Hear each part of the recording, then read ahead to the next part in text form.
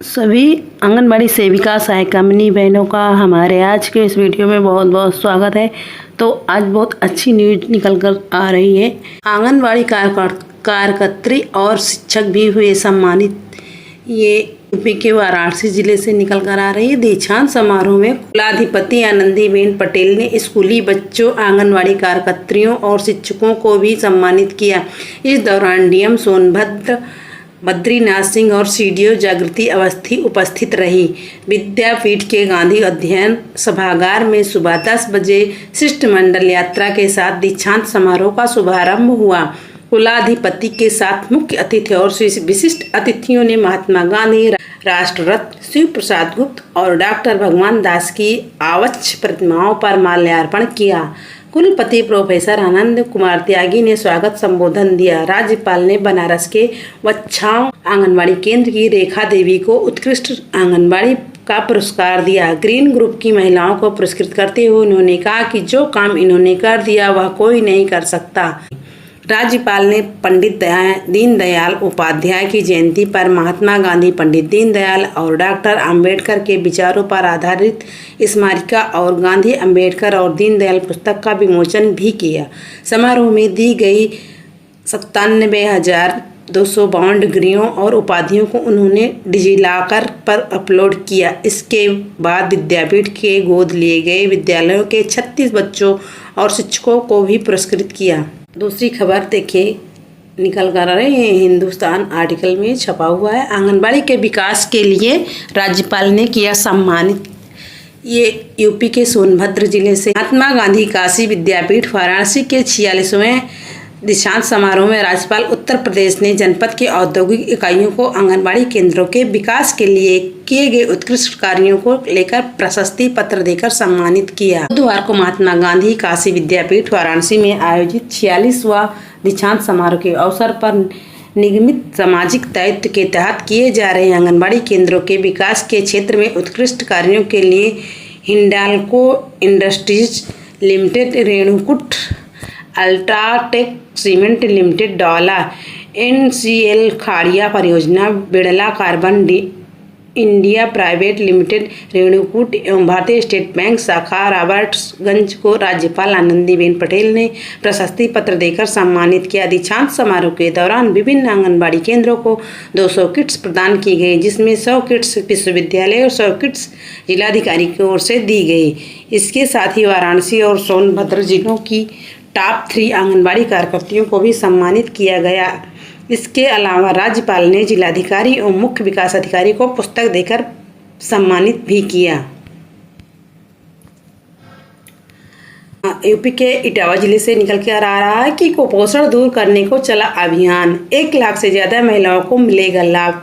कैसा लाभ है आइए देखते हैं, पढ़कर तो ही पता चलेगा। उपायुक्त स्वतः रोजगार शरद कुमार श्रीवास्तव ने बताया कि जनपद में 9,455 समूह की एवं 1,02,956 महिलाएं इससे लाभान्वित होंगी। इस अभियान में मुख्य रूप से जिला मिशन प्रबंधक डॉक्टर नंद किशोर शाह, विप्लव भूषण मुख्य भूमिका निभा रहे हैं।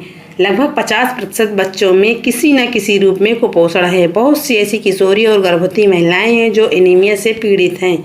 देखिए, इसी उद्देश्य से ये अभियान चलाया जा रहा है। राष्ट्रीय ग्रामीण आजीविका मिशन हर साल सितंबर के महीने में राष्ट्रीय पोषण माह मनाता है। इस अभियान का मुख्य उद्देश्य किशोरियों, गर्भवती महिलाएं, स्तनपान करने वाली माताएं और 0 से 6 वर्ष की आयु के बच्चों के पोषण स्थिति की निगरानी और जागरूकता फैलाना है। 3 साल पहले के व्यापक राष्ट्रीय पोषण सर्वेक्षण के आंकड़े को देखें तो पता चलता है कि लगभग 50% बच्चों में किसी न किसी रूप में कुपोषण है। बहुत सी ऐसी किशोरियां और गर्भवती महिलाएं हैं जो एनीमिया से पीड़ित हैं।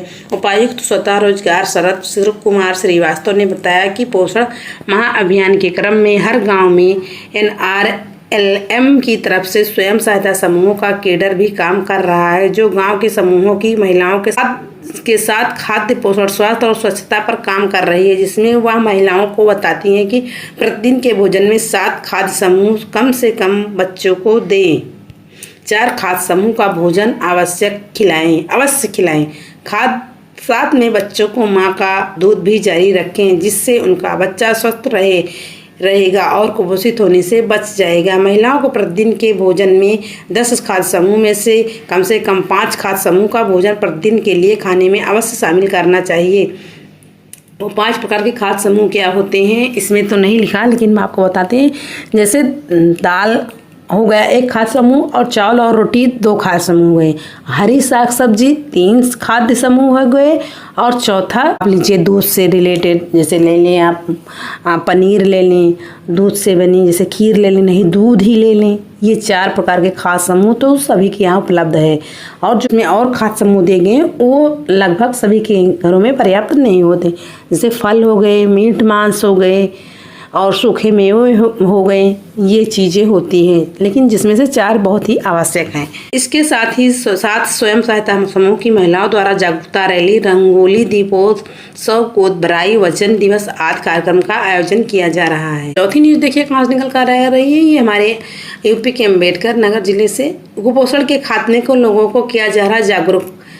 जलालपुर विकासखंड में यूपी फोर्सेस और जन शिक्षण केंद्र के संयुक्त तत्वाधान में सुरहुरपुर, रुदौली, अदाई, आजनपारा, भस्मा, गुआ, पाकड़, टिकरी, सेठाकला, सलाहुद्दीनपुर, खालिसपुर, भटौली ग्राम पंचायतों में राष्ट्रीय पोषण माह के तहत जागरूकता कार्यक्रम आयोजित किया गया। कार्यक्रम में महिलाओं, किशोरियों ने व बच्चों ने प्रतिभाग किया। केंद्र की सचिव पुष्पा पाल ने बताया कि यूपी फोर्सेस प्रदेश में बाल विकास एवं पुष्टाहार के मुद्दों पर विशेष तौर पर कार्य कर रही है। कुपोषण देश में एक बड़ी समस्या है, इस दिशा में सरकारें कार्य कर रही हैं। कुपोषण के प्रति जानकारी के अभाव में बच्चों का शारीरिक व मानसिक विकास नहीं हो पा रहा है। ऐसी